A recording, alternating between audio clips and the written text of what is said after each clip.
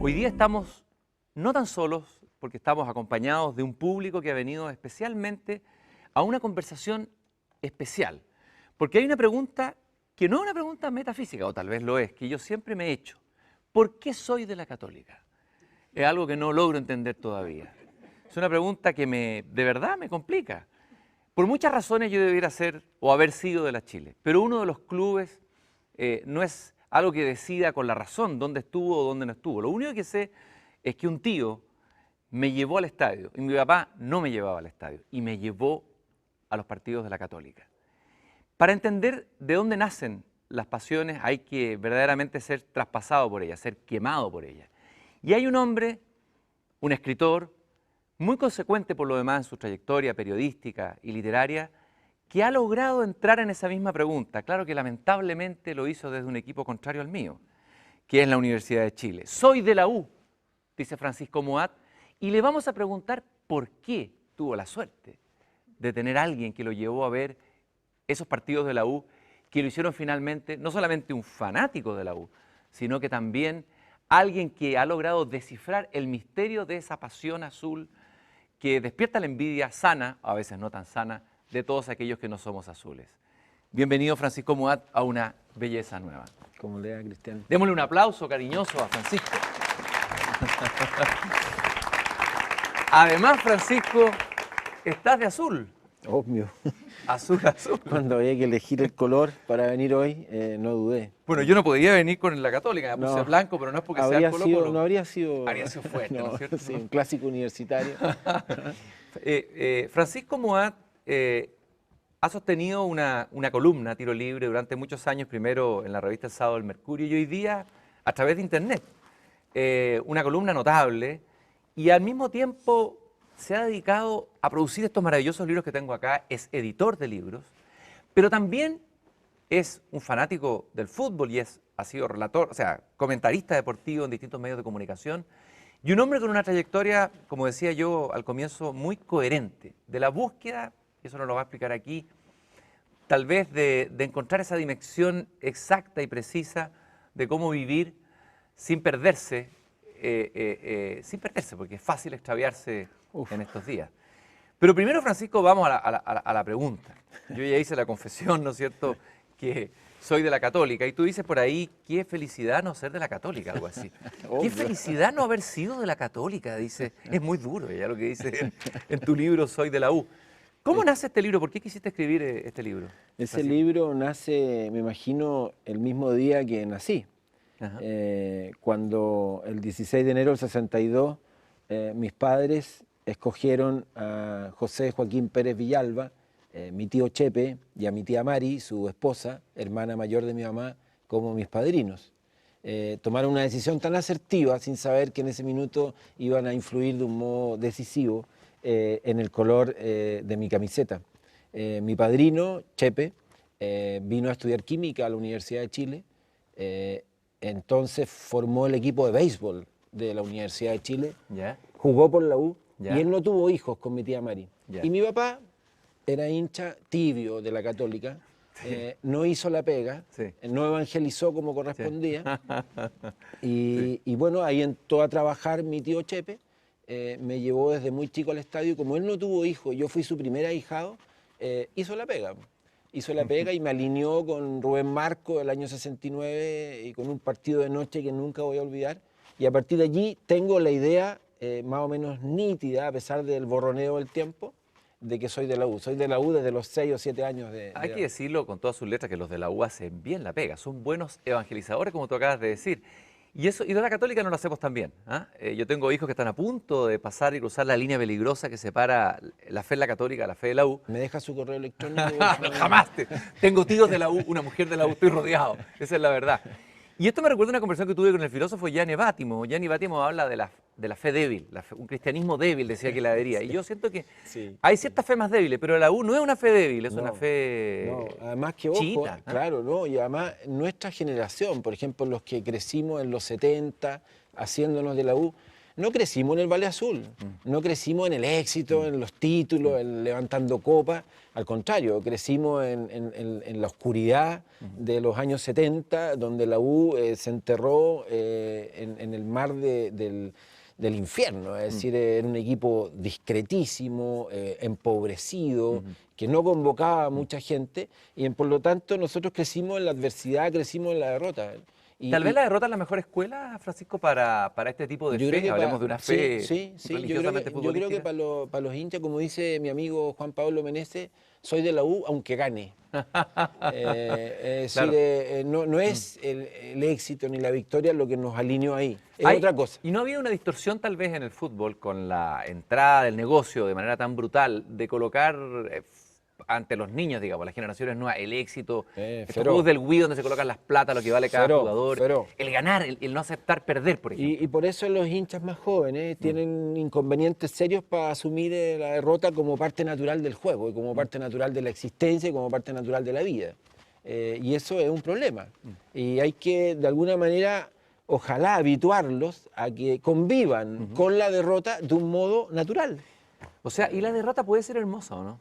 Sí, puede ser hermosa. Es decir, si uno convoca, por ejemplo, a la memoria el episodio de cuando la U se fue a segunda, en el enero del 89 en el Estadio Nacional, un partido triste, una tarde así de una... Santiago gris, ¿no es cierto? Sí, y un sol incluso mentiroso. Todo ese día confluyó para que la U no ganara ese partido. Al final hay algo ahí épico también en ese recuerdo, en ese silencio, en esa introspección profunda en la que uno quedó después de ir al estadio esa tarde en el Nacional. A mí siempre me sorprende cómo los apasionados por el fútbol, entre ellos tú, tienen esa capacidad de memoria, de recordar nombres de jugadores, una envidia sana, el pase que hizo tal, cómo vino. A ver, toda esa cantidad de conocimiento que se va acumulando en la memoria, ¿cómo sucede? Yo creo que uno fija unas pocas cosas. Yo no soy un memorioso, no soy Funes, digamos, del fútbol. Conozco amigos, tengo amigos que son impresionantes, verdaderas enciclopedias, capaces de precisar que tal jugador en el minuto tanto hizo tal chileno. Yo no para nada. Yo como que he ido atesorando algunos pocos episodios, y esos episodios vuelven a ser creados una y otra vez cada vez que los convoca. Pero claro, de eso está hecho uno también, ¿no? Es decir, de esos retazos, de esos fragmentos, de esa memoria, finalmente, a la que convocamos, es la que necesitamos para reescribir la historia. Estamos siempre narrando, volviendo a contar. Francisco, ¿hay alguna jugada, algún momento, alguna epifanía que hayas tenido con la U que valga la pena contar aquí y recordar? Sí, yo creo que muchas. Ese día, cuando nos fuimos a segunda, hay una mano que comete el Pituco Vázquez cerca del arco, que es el primer penal que cobra el árbitro Iván Guerrero. Uno nunca se olvida el nombre del Pito, que ayudó a enterrarte, digamos. Que uno no la olvida, como no olvido la punta del zapato de Gustavo Canales. ¿La punta del zapato? Exacto, que de un centro de Puch, desde el costado izquierdo del ataque azul, pone la punta del zapato en el área chica, donde se inicia el área chica. Gustavo Canales deja a Toselli sin reacción, y eso significa el 4-1 de la U sobre la Católica, que significa dar vuelta el partido de ida, que habíamos perdido 2-0, y conquistar el primer título de la era de Sampaoli, que es una era para nosotros absolutamente inolvidable. Tú dijiste algo de la era de Sampaoli, dice que ver a jugar a la U de Sampaoli es como estar metido en la mitad de un sueño. Es un tremendo piropo eso. No, es que eso es así. Eso es así porque además sabemos cuando lo estamos viviendo, que eso en algún minuto va a extinguirse, que vamos a despertar, y que en la despertada vamos a estar en la mitad de la tabla, vamos a estar jugando mal, y que eso en realidad es un sueño que hay que valorar, que hay que atesorar. ¿Y cómo fue la era Bielsa en la selección chilena? ¿También fue un sueño? ¿Cuál es tu lectura? Fue bonita, yo creo que fue muy bonita por lo que significa Marcelo Bielsa en términos de lenguaje, en términos de concepto, es decir, lo que él le inocula a un equipo de fútbol es mucho más que un equipo de fútbol. Él transmite un ánimo de ir al frente, de sobreponerse a la adversidad que va a ocurrir una y otra vez, no renunciar a esa idea esencial que es la que te mueve, no traicionar la filosofía del juego. Hay una cantidad de maravillas detrás de la propuesta. No se trata de endiosarlo y convertirlo en el mejor técnico del mundo, no. Se trata de que hay ahí un hombre que es capaz, con su discurso, con sus ideas, con su testimonio, de transmitirte algo que excede con mucho a un partido de fútbol. Es lo que se llama un maestro, por eso le decía maestro. Albert Camus, que fue jugador de fútbol, escribió una famosa columna que es bien conocida, lo que dijo del fútbol como metáfora ya de la vida, porque algo tiene que tener de metáfora la vida el fútbol, obvio, para que despierte esa pasión que te despierta a ti. Dice, lo que más sea a la larga acerca de la moral y de las obligaciones de los hombres, se la debo al fútbol. ¿Qué piensas tú de esta reflexión del filósofo francés, del cual se está celebrando por lo demás el aniversario en estos días, Albert Camus? Mira, yo no sé si sería capaz de suscribirla con la misma intensidad de él, pero que le creo, le creo. Es decir, le concedo un valor y un fondo de verdad a eso que él está ahí afirmando, y no es que la haga propia, pero sí la incorporo y la incluyo, y si bien no soy tan absoluto respecto de que creo que ha habido otros mundos, otros universos, otros planetas, otros seres humanos que me han hablado desde otros mundos del fútbol con tanta intensidad sobre el valor de la moral, digamos, y las cosas importantes, que decir que el fútbol es la más importante, no sé si me animaría, pero es una de ellas, por lo menos en mi vida, y no puedo dejar de desconocerlo, y de hecho escribir Soy de la U es una manera de poner eso sobre la mesa. Hay una película de la que vamos a ver una escena que seguramente tú viste, donde actúa el gran actor argentino Darín. Hay una resolución de un misterio policial, hay un criminal que no se puede encontrar, que es bien difícil de encontrar. Y en un momento determinado, el protagonista se encuentra con su ayudante, que trabaja aquí, un personaje que trabaja en una fiscalía y en los tribunales, bien grises de la burocracia de Argentina. Y en el bar, él lo ilumina y le va a decir algo sobre lo que es verdaderamente una pasión. Y entender eso va a permitir esclarecer este crimen. Y vamos a ver esa escena maravillosa de la película argentina. Escribano, ¿qué es Racing para usted? Bueno, una pasión, querido. Aunque hace 9 años que no sale campeón. No, una pasión es una pasión. ¿Te das cuenta, Benjamín? El tipo puede cambiar de todo. De cara, de casa, de familia, de novia, de religión, de Dios. Pero hay una cosa que no puede cambiar, Benjamín. No puede cambiar de pasión. Linda noche para la práctica del fútbol. Puede cambiar de todo, dice. Además, ese personaje realmente poseído como por una iluminación, lo ilumina. Yo creo que es una de las escenas más memorables que yo he visto decir últimamente. Esa frase es muy linda porque es una frase que de hecho desarrolla Javier Marías en su libro Salvajes y Sentimentales. Dice, tú puedes cambiar exactamente de todo, tal como señala el protagonista de la película El secreto de sus ojos, pero no puedes cambiar del equipo de tus escalofríos, que además es un modo muy lindo de decirlo. No dice el equipo que yo quiero, el equipo de tus escalofríos, y ese es solo uno.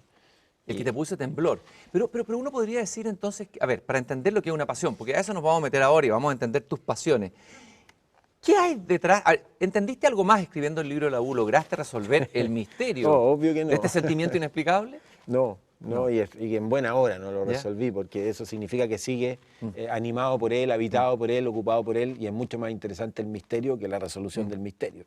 Así que en ese sentido espero seguir no sabiendo qué significa ser de la U, pero seguir siendo de la U. Es decir, aunque claro, no lo porque sepa. uno puede cambiar de ideología. Bueno, hay gente que se convierte, lo hemos visto rápidamente, de la izquierda a la derecha. La izquierda parece que es más raro, pero hay cambios, transformaciones súbitas en la vida. De religiones, gente que cambia, que se hace atea, gente que sale del closet, cambia su condición sexual, etc.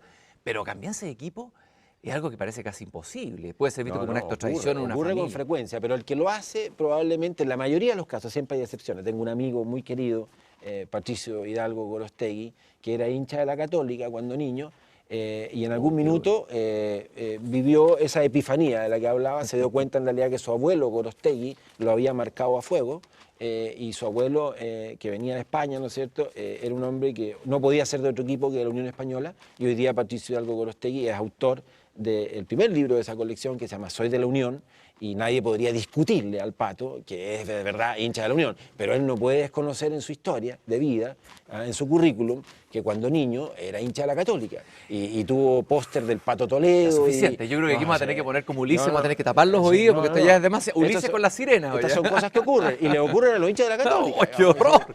¡Qué horror! Oye, Paul Hammer te acompañó a ver, Eric Paul Hammer, el poeta, que también es de la Católica, gran hincha de la Católica, fue casi jugador de la Católica profesional. Te acompañó a ver un partido, creo que a Quillota. Varias veces, sí. Una vez fuimos a Quillota, al municipal de Quillota, cuando era cancha de pasto y no sintética.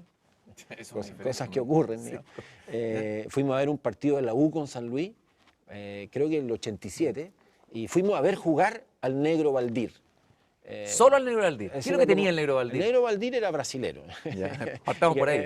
Y eso en un equipo discreto como el de la U, imagínate la U, en la previa de irse a segunda, un equipo malo. Entonces tener este negro en la alineación, delantero, que hacía cachañas, piruetas, era un modo de convocar a la fantasía. Es decir, era un jugador que te podía alegrar una tarde con un par de jugadas, nada más. Ni siquiera aspiraba a que metiera un gol, pero que hiciera un par de cachañas, un par de filigranas, un par de fintas, un taquito, un sombrerito. Ya te parecía que era una fiesta, que eso era poesía. Por supuesto que Valdir no hizo nada de eso esa tarde en Quillota y finalmente tuvimos que inventar, digamos, en un relato y en un poema de Paul Hammer las maravillas de Valdir para, en el fondo, justificar por qué habíamos hecho ese viaje y por qué habíamos asistido a un empate a 0, que esas cosas ocurren en el fútbol. Son pocos deportes que pueden darse el lujo de empatar a 0, que prácticamente no ocurra nada demasiado recordable, nada demasiado memorable, y sin embargo eso es posible en el fútbol, y eso es bonito también. Es decir, oye, y Eric Paul Hammer le escribió un poema a Jesús Trepiana, un jugador. Muy bueno. Yo vi jugar a Jesús Trepiana. Yo vi que en el programa lo leyó. ¿Tú a quién le escribirías un poema si pudieras escribir poesía? ¿A qué jugador de la U le escribirías un poema? A Rubén Marcos, ¿ya? Por ese primer penal, a Adolfo Neff, arquero de la U de fines de los 60, principios de los 70, después se fue a Colo-Colo.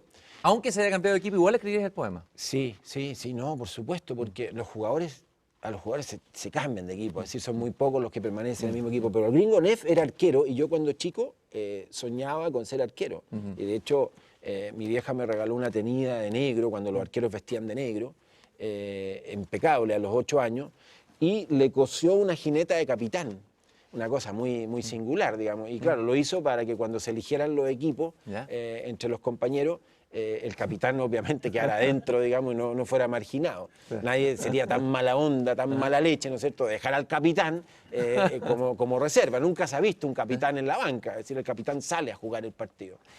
Pancho, tú hablaste de la poesía del fútbol. A ver, ¿cuál es la jugada más poética para ti? Yo tengo la intuición de que son los tiros libres, porque tú sostienes una columna que se llama Tiro Libre.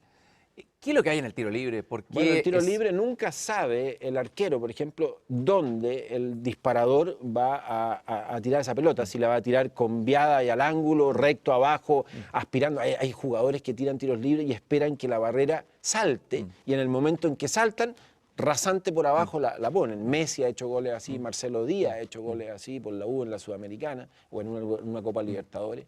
El tiro libre tiene la magia de, primero, ser libre. ¿No es cierto? Y eso ya lo convierte en una jugada poética. Del mismo modo como es muy poético el tiro en el palo. Lo que pudo ser y no fue. Es decir, hay algo ahí también con lo que no se termina de concretar. O se concreta de un modo que ahoga al alma. Es decir, la ahoga desde el punto de vista del gol que no se hace y la ahoga también desde el punto de vista del agradecimiento que siente el equipo que se está defendiendo y que ve que esa pelota no entra. Es decir, oye, si tú hubieras sido jugador, ¿qué habría sido? ¿Un líbero? ¿Qué habría sido? Porque veo que la palabra el libro, mira, al principio quería ser arquero, después me di cuenta, la vida me fue enseñando que era un cargo de una responsabilidad brutal, que te echas al hombro a todo el equipo y que los errores de los arqueros resienten al conjunto, es decir, termina siendo probablemente el jugador más decisivo de todo, el custodio, el candado, ¿no es cierto? Y hay un libro de Peter Hanke que se llama El miedo del arquero. La angustia del arquero ante el penal, que de hecho se hizo película, la hizo con Wim Wenders. Que no tiene mucho que ver con el fútbol, sino que con la angustia existencial de un arquero. Pero claro, un arquero enfrentado a un lanzamiento penal es también una imagen de una carga dramática y de un componente poético feroz, furioso. Bueno, hablábamos de Paul Hammer y Paul Hammer es bastante radical. Llega a decir que el fútbol es a veces incompatible incluso con un noviazgo, un pololeo o un amor. Dice, y tú lo citas en el libro, nada que ver a Alejandra que no te quiera. Si no te quisiera, no te diría nada. Pero no me solicites cosas imposibles. No me solicites que los sábados te acompañe a tomar once a la casa de tus padres. Recuerda que los sábados transmiten las 24 horas fútbol por televisión. Sí, ese es un poema que ganó un concurso de la revista Don Balón España. Balada amorosa para no divorciar, noviazgo de balompié. Y en el fondo es un gesto de amor, digamos, es decir, una declaración de amor donde le dice, mira, no te metas en medio de mi vínculo con el fútbol porque me vas a obligar a elegir y en esa elección podría dañarse, damnificarse ese vínculo amoroso. Y yo no quiero que eso ocurra, entonces te prevengo y para eso escribo el poema. ¿Cómo has hecho para conciliar tú esta pasión irrefrenable, que se te brillan los ojos, este azul que te desborda, este entusiasmo, conciliar eso con vida de pareja, con todo, con la literatura, con el periodismo? Hemos sobrevivido con dignidad. Hemos sobrevivido con dignidad. En este caso, la Solcita no participó. Te diría que ella es la que tomó la decisión de que hoy día en nuestra pieza tú entras y en el muro ahí donde está la cama al fondo, una bandera del León de la U, y yo encuentro tan bonito encuentro al final que ese gesto de entrar a la pieza y que esté la bandera del León ahí en el lugar más importante, digamos, de la habitación, nos define finalmente. Es decir, y es algo que no hemos conversado mayormente. Es más, te voy a dar un dato. Hace cosa de 2 semanas, por alguna razón, la bandera desapareció. ¡Wow! No estaba. Después supe que alguien la había sacado para no sé qué cosa, o que se había caído y no se había vuelto a colgar, y pasaron 2 o 3 días en que la bandera no estuvo, y de repente como que me di cuenta que no estaba la bandera en la pieza. Y después entonces dije, ¿qué pasó? Y ahí me dijo, no, si es que se cayó, no sé, y de repente la vi doblada sobre una silla. Y no dije nada. Pero al día siguiente, cuando llegué a la casa en la noche, entré, ahí estaba la bandera de nuevo colgada. Es decir, se niega a desaparecer, se niega a no ser parte de un decorado, de un espacio íntimo nuestro. Y no me preguntes qué significa eso, pero está ahí y eso tiene un valor. Oye, hay una frase muy buena que colocaste de Juan Villoro, con que tú eres amigo y te has escrito y has tenido conversaciones con él, escritor mexicano, que dice, me gustó mucho, siempre he sido aficionado al fútbol, pero solo jugué grandes partidos en mi imaginación. Sí, a ver, ¿la suscribes? No, sí, sobre todo los que no somos talentosos, digamos, es decir, que siempre hemos sido más hijos del rigor y de la fantasía. Lejos, nuestras mejores jugadas las hemos imaginado, las hemos soñado. Uno de repente, yo tengo recuerdos de infancia, por ejemplo, un gol de cabeza que metí en un campeonato en sexto básico. El primer año que vine a mi colegio, a mi nuevo colegio, está el Colegio San Juan, un campeonato baby entre sexto, así como la tercera selección del curso, así los 15 más malos del curso estábamos ahí en ese equipo, y un córner de baby arrojado con la mano, es decir, ninguna gracia especial, no con el pie, y yo, que era más alto que la mayoría de mis compañeros, espero parado frente a unos rivales más pequeños que yo, que venga la pelota lanzada con la mano y hago así nomás, en la boca del arco y la meto. Tú dices, el gol más fulero que ese, el gol más ordinario que ese, pero seguramente fue el primer gol que anoté en un campeonato en mi nuevo colegio y eso ya me da un estatus interior, espiritual, especial. Entonces lo recuerdo como si fuera en realidad una jugada extraordinaria y no lo es. Del mismo modo como recuerdo en una pichanga cuando terminó las clases y nos quedábamos peloteando así con pantalones, con zapatos, sin equipo, sin indumentaria deportiva, un gol de una pelota que alguien me cruza y yo sin esperar nada, sin pensar, le pego con borde interno de derecha y la clavo en el ángulo. Y tengo ese recuerdo de esa pelota viajando y anidándose ahí en ese rincón, digamos, donde las arañas tejen su nido, dice la Emiro Mimisa. ¿Y por qué me acuerdo de eso? Es decir, de una cosa que sucedió cuando yo estaba, no sé, en segundo medio, en tercero medio, y hoy la recuerdo y digo, oh, qué momento. Es decir, anoté un gol, pero claro, creo que la imaginación lo mejora cada día más. Cada día le pegaste con más efecto, cada día el gol fue más relevante. Probablemente algún día termine diciéndote que con ese ganamos el torneo interescolar, digamos, cuando sé que es mentira, digamos, sé que es falso, que eso no fue así, pero yo lo quiero creer. Francisco, bueno, un tema importante en tu trayectoria literaria ha sido el tema de la memoria. Y otra de tus pasiones, aparte del fútbol, es justamente la memoria y el olvido.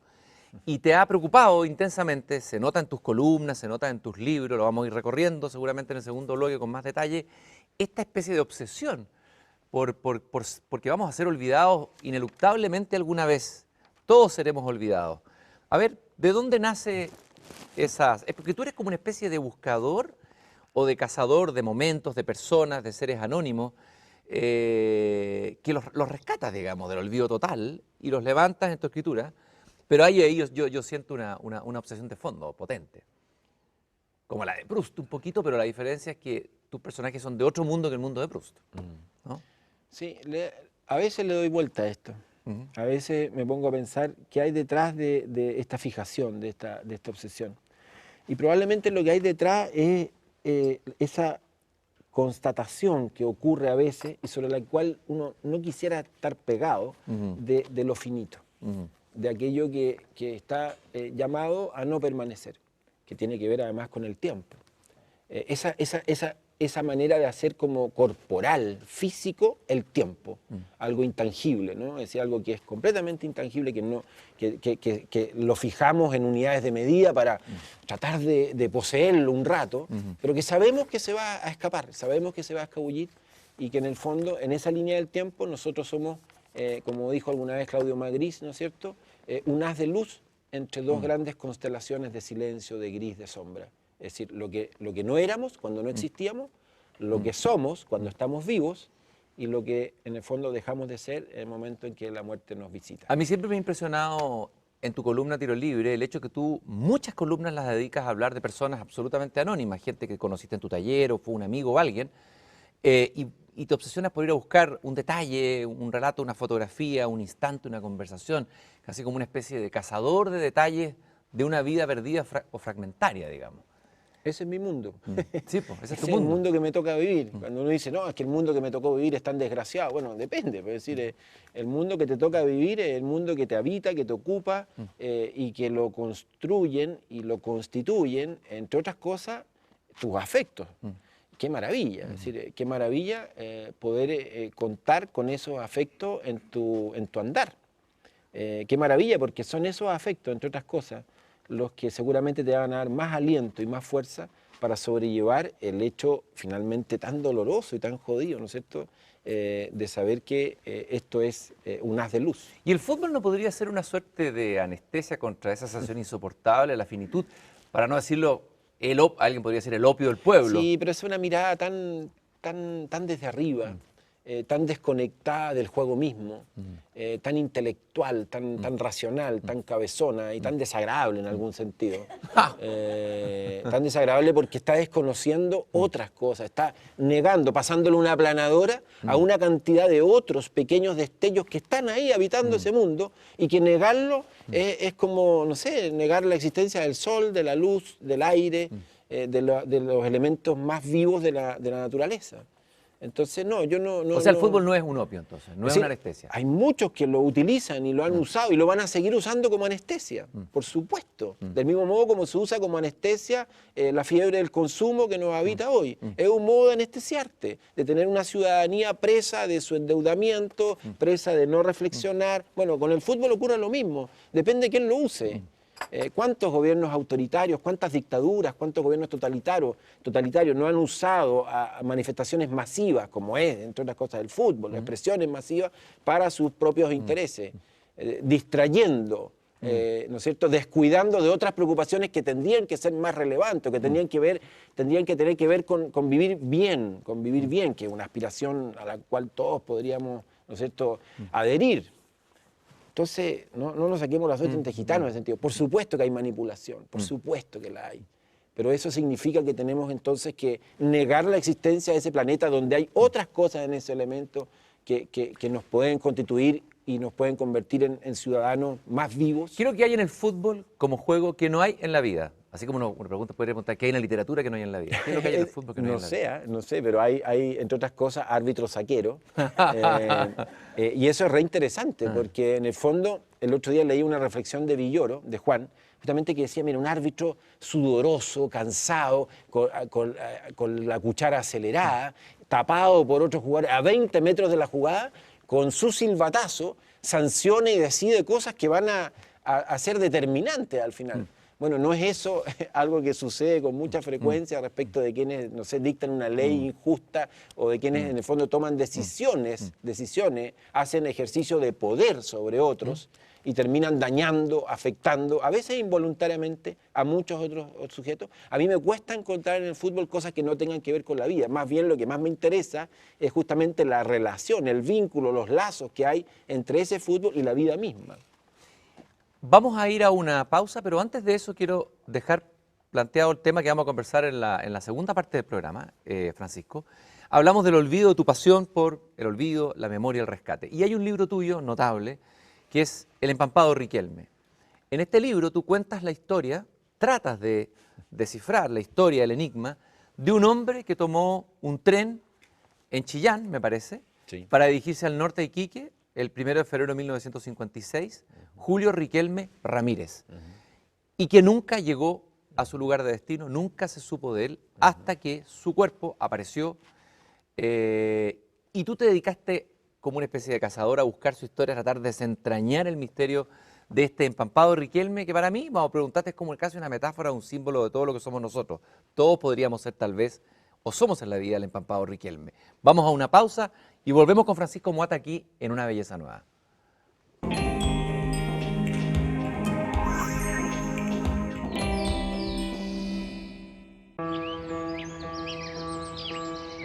No hay nadie que no se interese por la verdad. No hay ningún bípedo implume. Por eso levanto mi bandera, mi símbolo, desde Antofagasta hasta Estocolmo, en esta mañana súbitamente invernal. Entre todos los infinitos números, que no existen números que satisfagan esta relación. Le dimos a nuestros cuerpos cadáveres el orgasmo que los vestía de ángeles.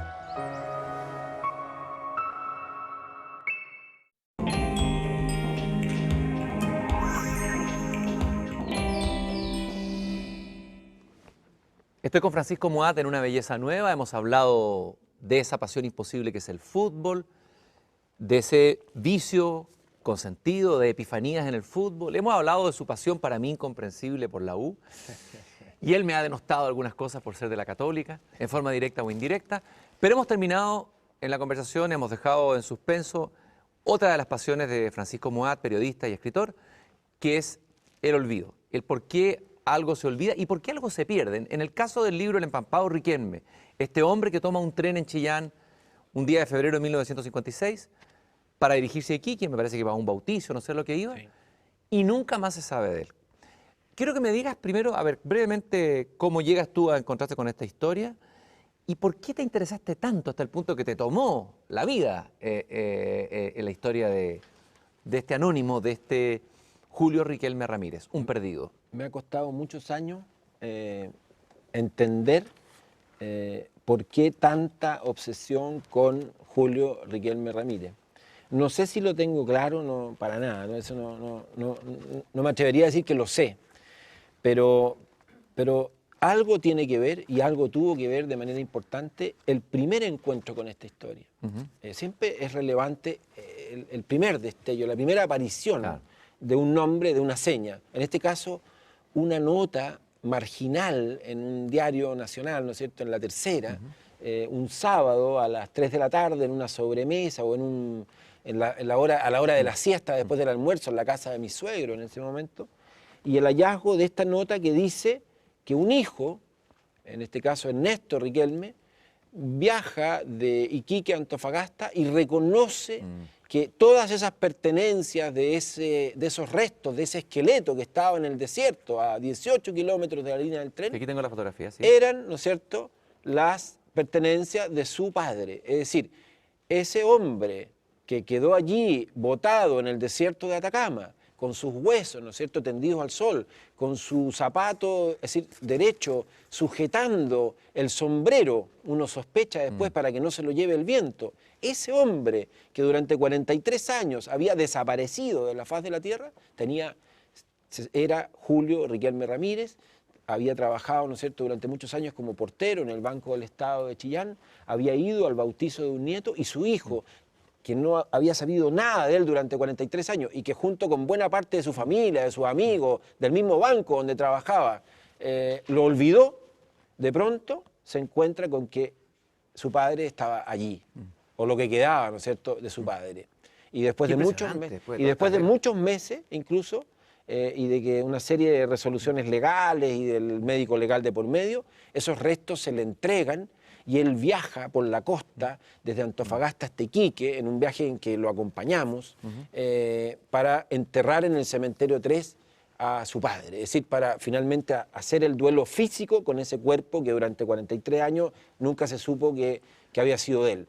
Me pareció allí que había una conexión, ahora lo entiendo mejor, entre el vínculo hijo-padre, padre-hijo, lazo roto, memoria extraviada, memoria ocupada por los fantasmas, ¿no es cierto? Tú escribes, te llenas de fantasmas cuando alguien desaparece y empiezas a pensar en todas las cosas que pudieran suceder o que pudieran haberle sucedido. Bueno, hay un momento en que algo de eso aparece, ¿no es cierto?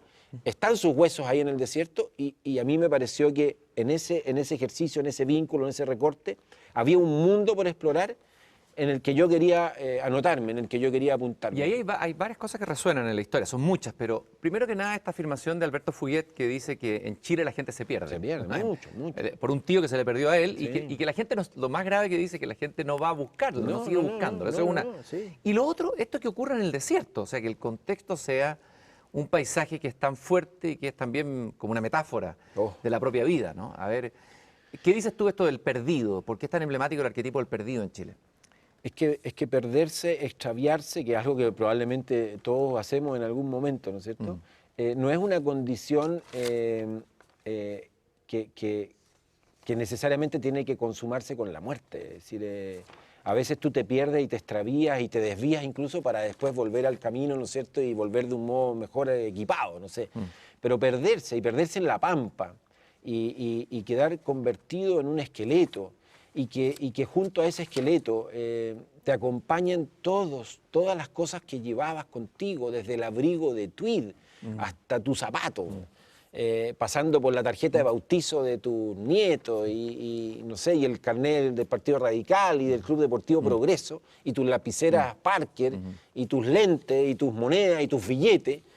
Todo eso, todos esos adminículos, digamos, que te acompañaban, están siendo expresión de algo, están siendo expresión de una vida humana, una. Y cuando tú te fijas en una vida humana, te detienes en esa vida humana y decides concentrarte en ella todo el tiempo que sea necesario para intentar, aunque sea sin éxito, descifrar algo del misterio de esa historia, estás de alguna manera haciendo un gesto que te conecta con la historia de cualquiera. ¿Por qué eliges a Riquelme? No sé. Entre otras cosas, creo que a mí por lo menos me estimuló mucho el hecho de que hubiese sido el portero de un banco, es decir, un tipo sin ninguna, entre comillas, resonancia social, ni glamour, ni nada ni pública, que no iba a ser portada del diario, pero que iba a ser la breve nota policial, y que eso le confería, desde mi punto de vista, un estatus superior. A mí lo que me sorprende de todos tus libros, digamos, hay varios, ¿no es cierto? Chilenos de raza, por nombrar algunos, 3 viajes que tengo aquí en mis manos, este muy hermoso también, Algunos adioses, con un título muy sugestivo, es que al revés de toda la épica que siempre, la narrativa épica que busca héroes, grandes héroes con H mayúscula, tú te estás concentrando en los pequeños héroes que somos cada uno de nosotros con nuestras pequeñas, míseras y deshilachadas vidas. Y hay una frase que tú citas del gran Carlos León, yo sé que tú admiras, escritor porteño, que dice que cada hombre es un héroe en su propia vida. Y me gustaría que ahondáramos en esa idea de Carlos León. Primero, ¿quién es Carlos León? Rápidamente, porque... Carlos León, un gran escritor que nació en el norte, pero luego se afincó, ¿no es cierto?, en Valparaíso y fundamentalmente en los cerros de Playa Ancha. Decidió que iba a vivir en Playa Ancha, entre otras cosas, porque como tenía una salud quebradiza, quería vivir al lado del hospital, para no perder tiempo en los traslados, digamos, en los desplazamientos. Y de hecho, fue bastante asertiva su opción, porque con frecuencia era llevado en los últimos años de vida, ¿no es cierto?, al hospital de Playa Ancha. Y tomaba té en el Café Riquet. Tomaba té en el Café Riquet con sus amigos y con sus discípulos, con Agustín Esquella, con Héctor Soto. Y claro, él le confería al ser humano, a cualquiera, digamos, en una condición de héroe, entre otras cosas, por ser arrojado a este mundo con fecha de caducidad, con fecha de vencimiento. Es decir, saber que en algún minuto iba a tener que abandonar este planeta y que nadie además le había consultado. Por eso, digamos, simplemente apareció aquí en un minuto y tuvo que apañárselas con esta historia. Eso ya le confería una cierta patente, ¿no es cierto?, de héroe. A mí me parece que hay allí un gesto de León, de reconocimiento, entre otras cosas, al ciudadano de a pie. Ese ciudadano de a pie es el protagonista de casi todas las historias que a mí me ocupan, entre otras cosas porque yo me reconozco como parte de esa tribu. Y algo bonito que tú dices por ahí es que es como asumir la fragilidad total que es nuestra existencia, digamos. O sea, que somos seres deshilachados. La expresión es bien gráfica, esa la sacas también citando a otro autor. Sí, una crónica de Roberto Merino. Roberto Merino, exactamente. Que justamente habla de 4 amigos suyos, 4 personas que fueron importantes en su vida y que de pronto en un lapso de tiempo se murieron. Y en un minuto él tomó conciencia de que esas personas cercanas a su vida se habían ido muriendo y en un minuto dice algo así como cómo se nos deshilacha la vida. Y a mí me pareció cuando leí eso que había ahí una imagen muy poderosa de esta vida deshilachada, que es el título justamente además de uno de mis volúmenes de crónica, pero que es un modo de nuevo de fijar en palabras algo que uno ve que está ocurriendo en todo momento, y que el lenguaje puede llegar a salvarlo por un rato, ¿no es cierto? Por un rato de algo que al final va a ser finalmente extinción. Deshilachado también, porque la literatura también será deshilachada, este programa se deshilachará en el tiempo. Sí, sí, Pero no es tan terrible que eso sea así, es parte de nuestra condición. Francisco, y hay un personaje, un antihéroe, hablábamos de los héroes, notable, nacional, emblemático, que está metido en nuestro lenguaje, que es el Teniente Bello, la expresión más perdido, que parece un poco injusta, más perdido que el Teniente Bello. Claro. Y tú vas, como buen cazador de NN, digamos, de personajes anónimos, de antihéroes, vas a la casa de la historia entrañable de el Teniente Bello. Brevemente quiero que me cuentes qué es lo que te interesa más de la historia o te sorprendió más de la historia del Teniente Bello. Primero, el arrojo de Bello. Es decir, él no nos olvidemos que el próximo año, el 2014, se van a cumplir 100 años de su desaparición. ¿El centenario de la desaparición? El centenario de la desaparición del Teniente. El 9 de marzo de 1914, Alejandro Bello Silva, ¿no es cierto?, se sube a un avión como eran los aviones del año 14, es decir, unos pajarracos de tela, de madera, de unos fierritos, unas cosas absolutamente frágiles e inestables. Él solo puede convertirse en aviador y después aspira a obtener el diploma de aviador militar cuando mueren sus padres. Es decir, su mamá no quería que él volara porque le daba terror, digamos, que su hijo en esos aviones, ¿no es cierto?, sucumbiera, como finalmente ocurrió. Pero ocurrió de un modo igual, en algún sentido, bello también, ¿no? Es decir, él se pierde en medio de la niebla, rindiendo su examen de aviador militar. Es el único de los que está rindiendo el examen que desaparece, que no vuelve. Los demás ven que las condiciones son inestables, jodidas, difíciles, y aterrizan donde pueden. Y Bello persiste, quién sabe por qué, animado por qué fantasía, por qué fantasma, pero Bello persiste a pesar de las inclemencias del clima y se pierde de un modo tan perfecto que han pasado casi 100 años y no hay un solo rastro de Bello, salvo lo que nosotros podamos decir, escribir, contar, mostrar de su desaparición. ¿Hay alguien que te dice en esta búsqueda que tú haces, lo notable es todo el tiempo que le dedicas, vas a hacer conversaciones, vas a conversar con personas que pudieran tener alguna hipótesis? Hay varios que hicieron sus propias investigaciones. Dice el refrán, no debería ser más perdido que el Teniente Bello, debería ser más porfiado que el Teniente Bello. Sí, lo dice Gina Nanetti, ¿no es cierto? Y sí, en un sentido tiene razón. Tiene razón, hay un símbolo de persistir, ¿no es cierto? De ir aunque la adversidad te esté diciendo de todos los modos con los que cuenta en ese minuto, que no es saludable que siga que en ese instante porque puedes perder tu propia vida. Es decir, lo más preciado que tiene, pero el tipo con un nivel de arrojo, de inconsciencia, anda tú a saber qué es lo que lo animó, o simplemente mala suerte, azar, fatalidad, se pierde.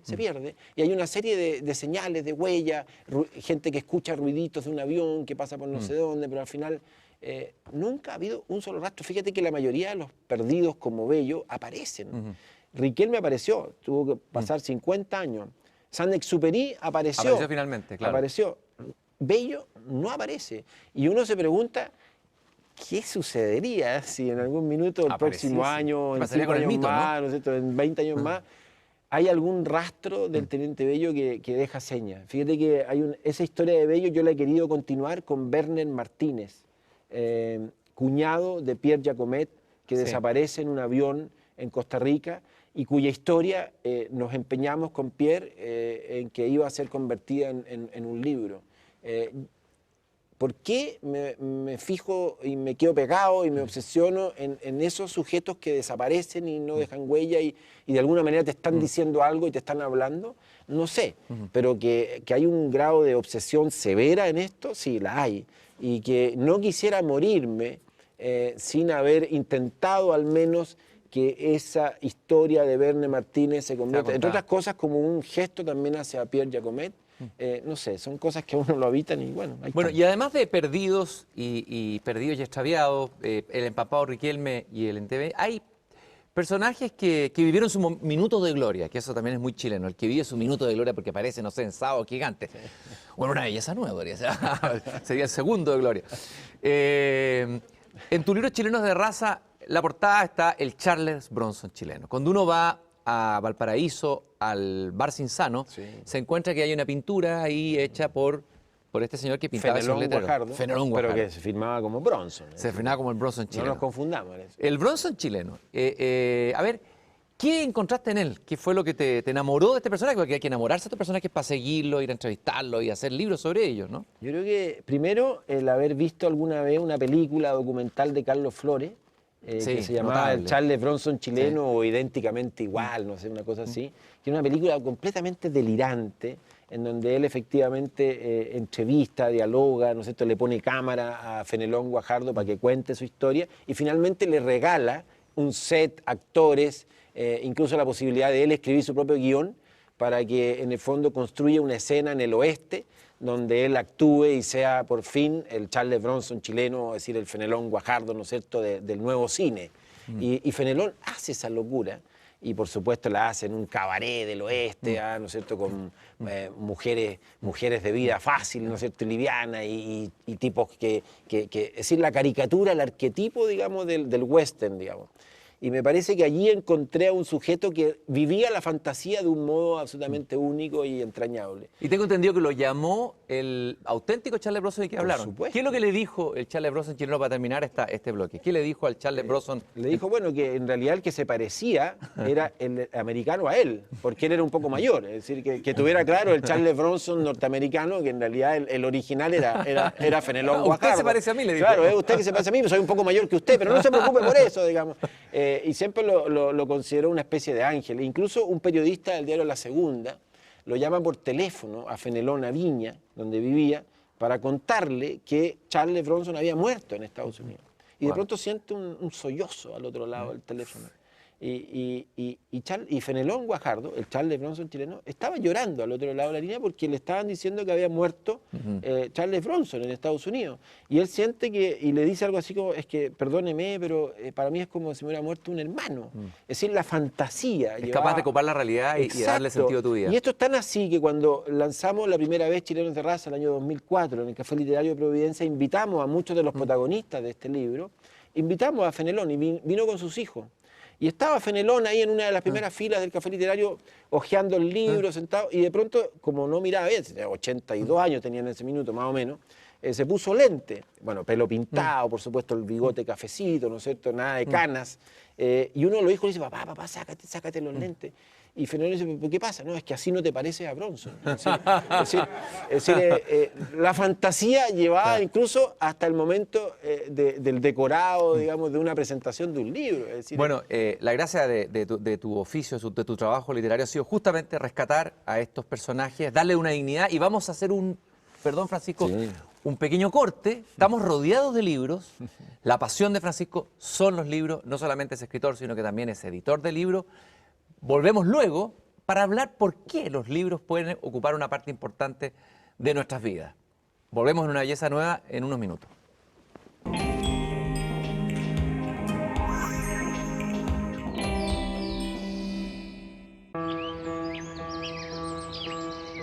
No hay nadie que no se interese por la verdad. No hay ningún bípedo implume. Por eso levanto mi bandera, mi símbolo, desde Antofagasta hasta Estocolmo, en esta mañana súbitamente invernal. Entre todos los infinitos números, que no existen números que satisfagan esta relación. Le dimos a nuestros cuerpos cadáveres el orgasmo que los vestía de ángeles.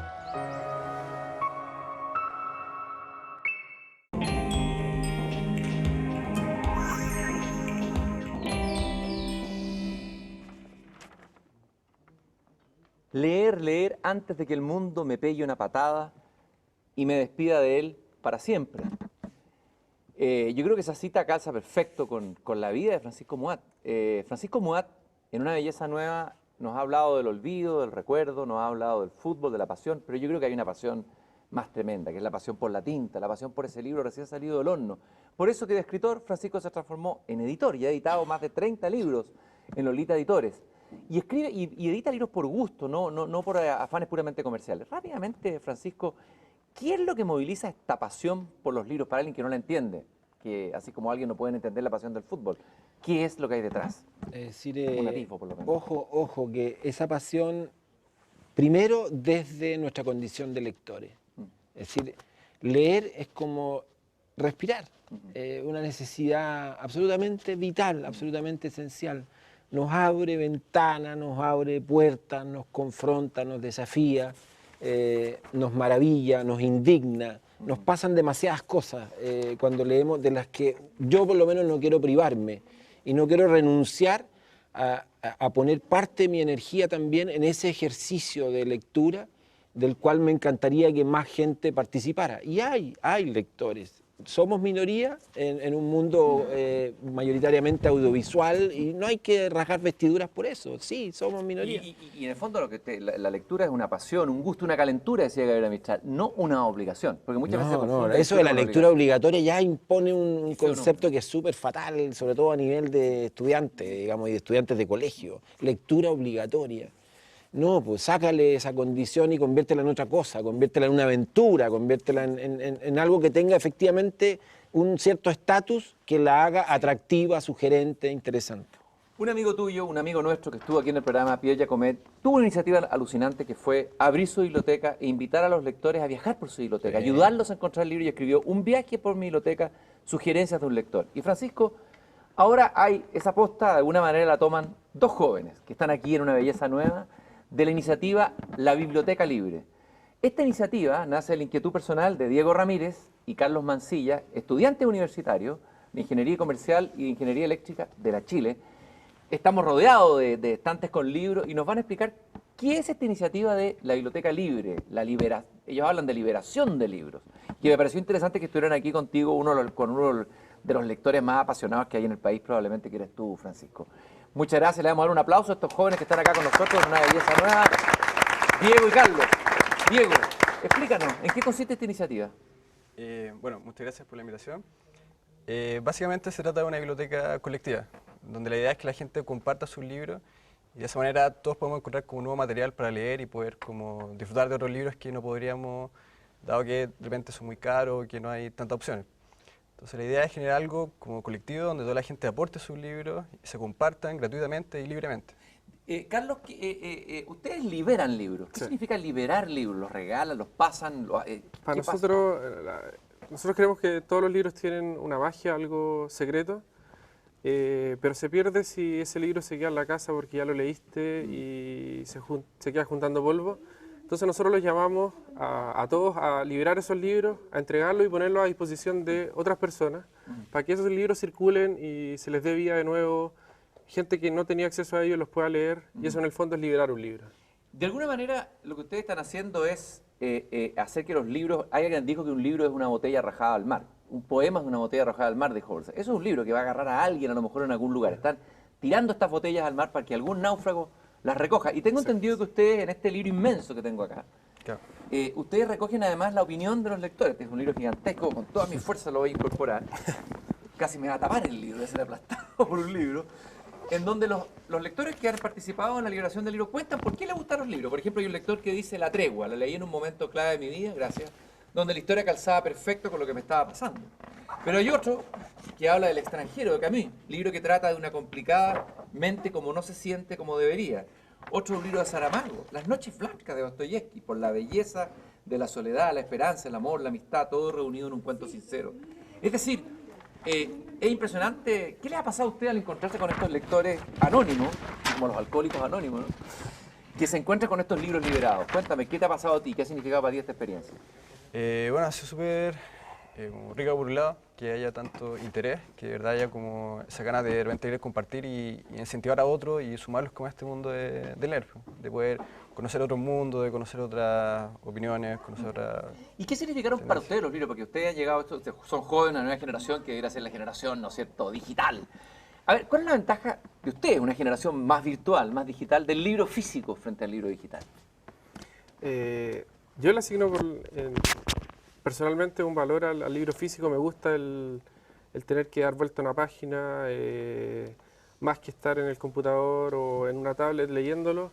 Siempre le he asignado un valor desde chico y si bien, claro, nacimos en una época que es mucho más digital que la de ustedes probablemente, el poder rayar el libro, el poder, no sé, de repente marcar algo en especial, tiene un valor que sí, tiene mucho de místico, pero porque nosotros, bueno, de todas maneras, lo que nosotros queremos es que la gente lea más, no tiene que ser necesariamente a través de libros, pero lo básico es eso y queremos que nunca se van a extinguir. ¿Cuáles son los libros que los han marcado a ustedes, por ejemplo? Libros que sean así entrañables, que sean libros decisivos para ti, Diego. Los Tres Mosqueteros. No sé de Dumas. Sí. ¿Por qué? No sé, me atrapó ese libro. Fue como el tema del compañerismo que hay ahí, el tema de, no sé, la aventura, con ese espíritu de querer como lanzarse a la vida, creo que muy potente y marcó. ¿Y tú, Carlos, un libro que te haya marcado a ti? La Tregua, de hecho fue el que puse la... De Mario Benedetti, ¿por qué? Sí. O sea, la leí en cuarto medio, estaba pasando por un momento, un enamoramiento difícil.